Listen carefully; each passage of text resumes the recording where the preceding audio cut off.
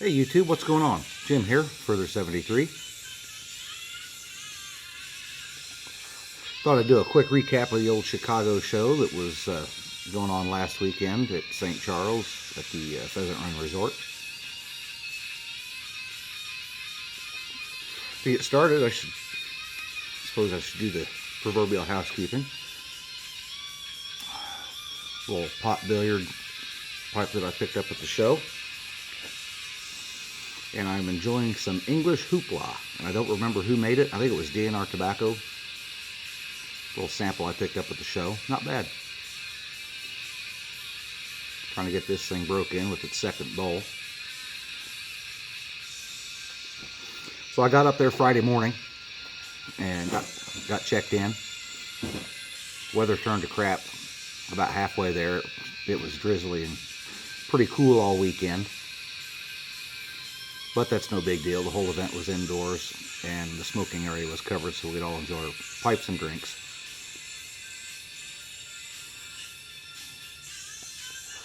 Got up there Friday, which was the 29th, for the Swap and Smoke. I believe that starts at, I think it's like 11 to 4 or 5, something like that. First day. Time varies every year, but usually starts around 11 or 12 o'clock.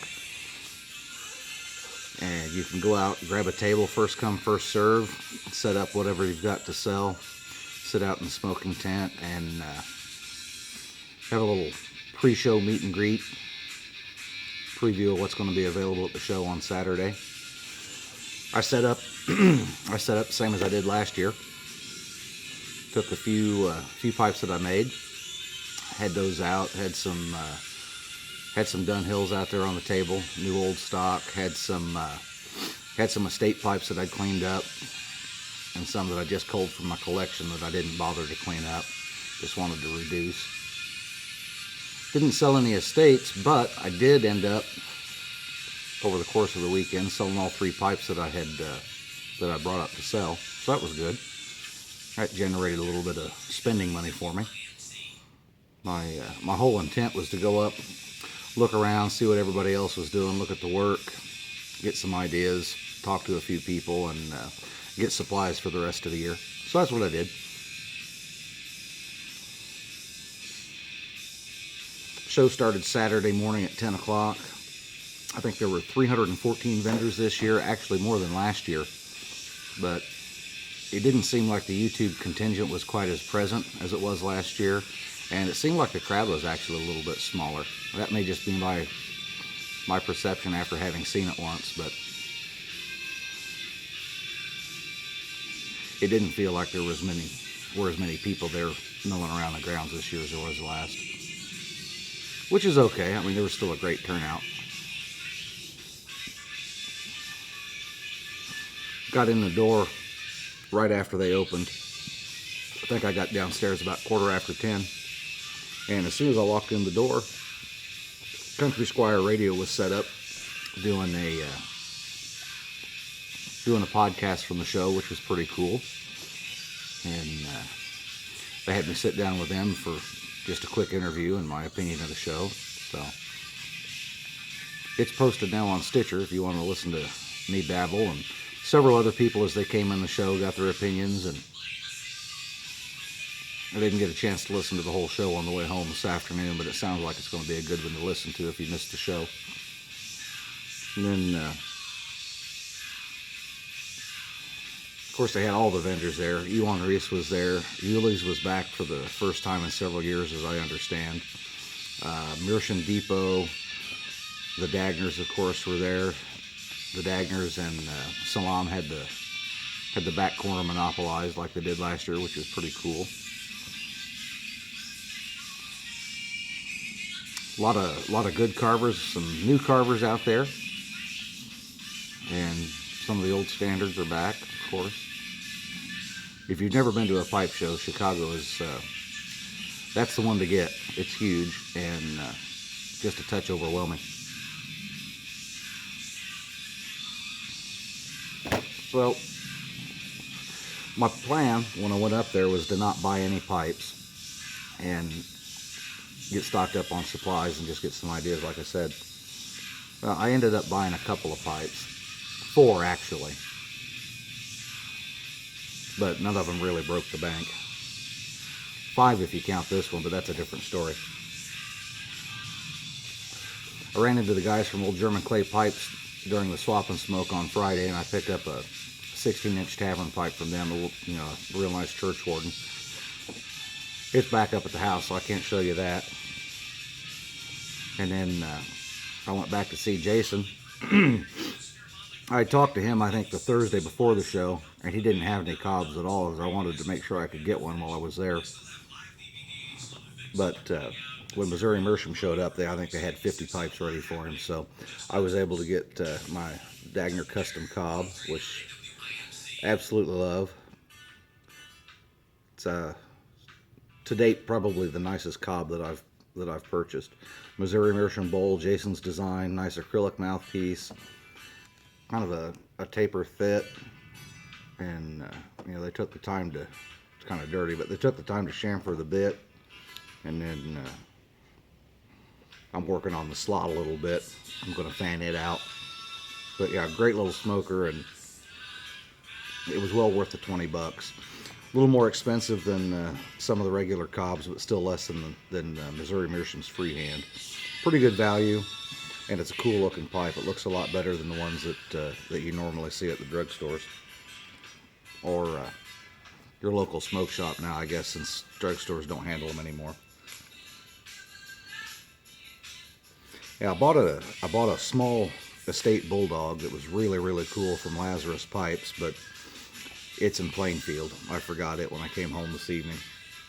And the other pipe I bought, and the only one I spent any real money on, was this little guy here. Little Tom Eltang sailor pipe, or the Popeye pipe. It's got Popeye right there on the bottom.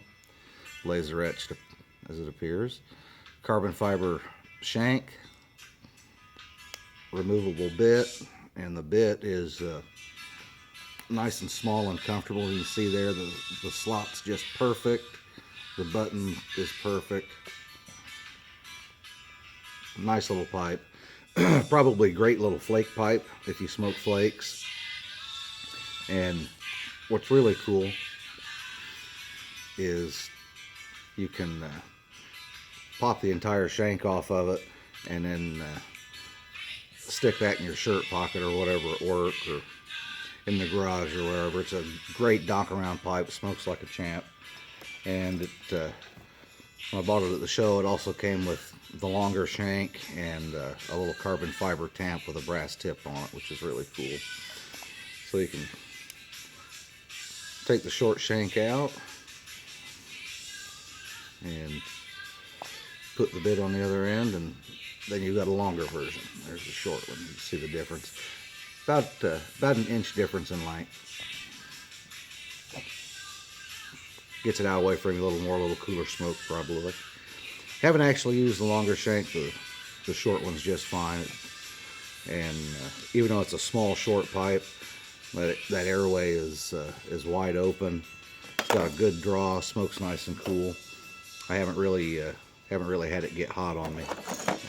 So that was that. And then what I really spent money on, and the whole reason for the trip, is on the table here in front of me. I got a few bottles of dye, some different colors I didn't have, and I got a few blocks of briar there. You can see there I've got some plateaus, some partial plateau, and some ebichons. And then come farther down here, I got some black bamboo and some white bamboo, a couple of church warden stems, some slotting tools. Picked up a nice safe edge file for my button work, a little bit coarser than the one that I made, so that'll speed things up some. And let's see, what else did I get? With the proceeds from the pipes that I sold, I bought a few other little things, a pin vise, some abrasive sticks, a diamond cutoff wheel, and picked up some new needle files and a loop so I can see, because getting older, my eyes are turning to shit.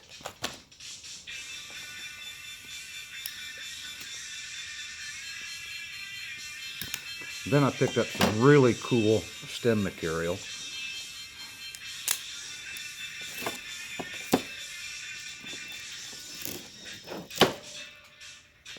Mixed sources on the briar. I got some from Vermont Freehand. I got some from Tim West. But all of the stem material I'm getting ready to show you came from Vermont Freehand. And I got some really cool stuff. I got a meter of 18mm black, just your standard black ebonite, German of course. I got a meter of red Cumberland, which is it's the same color and style as what Dunhill used on their chestnuts and Cumberland pipes. And then I picked up some shorter sections of different colors from SEM through Vermont Freehand. You can see that's got a nice tan swirl to it. And then I'm gonna have to get my glasses, I'm afraid. Sand and brown Cumberland. Got another nice swirl pattern to it there. And then I picked up this. I don't remember what color they called it, but it's more of a gold and black Cumberland. Probably be some pretty neat looking stems come out of that. And then I bought some of SEM's Jaguar. I don't know if that shows up there or not, but this is a really cool emerald green and black Cumberland. All this is ebonite stock. There's no acrylic here. And then I bought one little small piece that kind of caught my eye. This is also SEM, and this is red, white, blue, and black Cumberland. And it's got some really neat looking patterns that show up on the outside of the rod. And the ends are a little muddy, but that ought to make some really neat, colorful stems. So anyway, that's what I picked up at the pipe show. That's what I went for, and that gives you a little sneak peek at what I got coming down the pipe with some pipes here in the near future. So keep an eye on my channel and my Instagram, and you'll get to see those as they develop.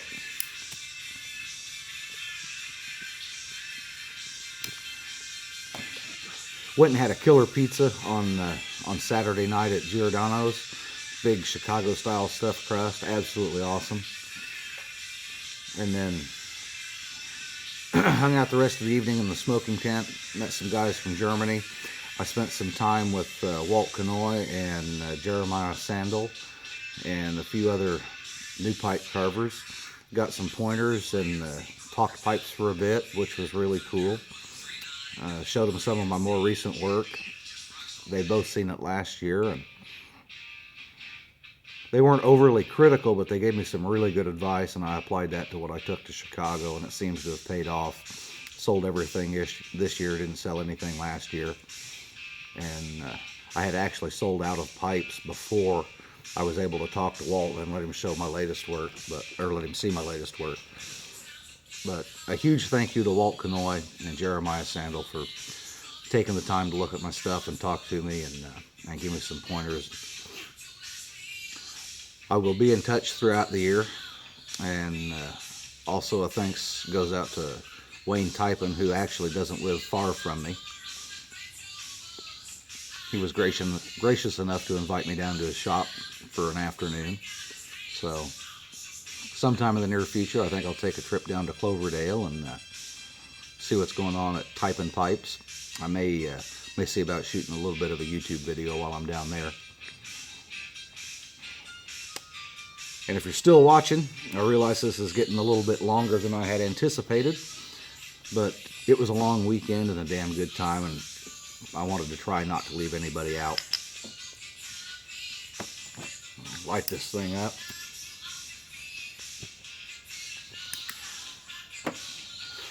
I'll ramble on just a few more minutes and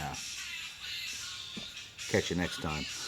Sunday was a slow smoke competition, which was really cool. That's where this pipe came from. This was this year's contest pipe, and we were forced to endure a bowl of Calumet for as long as we could. I made it about 26, almost 27 minutes. Not quite as good as last year, but I was happy. It was fun. Sat at the table with Tom Provost from Hewley's and Jason Dagner and a few other quality gentlemen. And Tom had the pleasure of being the very first out, so he's got a lifetime supply of matches and a nice trophy for lasting a full 22 seconds after we lit our pipes. And Jason Dagner gets the unofficial first prize for longest nap during the pipe slow smoke competition. He actually fell asleep. He made it 45 minutes, but he fell asleep in the middle of it. Woke up and his pipe was almost out, and he tried to get it back and had to throw in the towel. So congratulations to Jason for longest nap at a slow smoke competition. Then after that, back to the smoking tent, hung out with Smoking Grandpa Bones for a little bit, talked to a few of the new friends that I made over the course of the weekend, said our goodbyes and see you next year's, and ran into Russ Willett from Pipes and Cigars, their blender, and I passed along a sample of that 1952 George Washington to him. After hearing some reports back from a few people that tried it, I hope Russ has a tongue left after he gets done playing around with it. But he seemed happy to get it. I gave him a mason jar full of it. Right up his alley, something to play with. Anyway, that's pretty much it. That's Chicago Pipe Show in a nutshell. Great time. If you've never been, I highly recommend it. And if you want to catch a pipe show yet this year, check out Nashville. That's going to be really cool. So it's supposed to be bigger than it was last year, coming up in September 23rd and 4th, I believe. And you saw all the briar on the table. I'm going to try and get several pipes ready to go between now and September so that I can have a paid vendors table at the show. So until next time, thanks for watching. I appreciate the comments. I appreciate everybody taking time to watch. And if I missed anybody, I apologize. You're still in my thoughts, even though you didn't come through in name. So look forward to seeing everybody back at Chicago next year and in Nashville this fall. And I think with that, I'm going to go fix myself a little bit of dinner and get on with the real world. So thanks for watching, guys. I'll catch you later.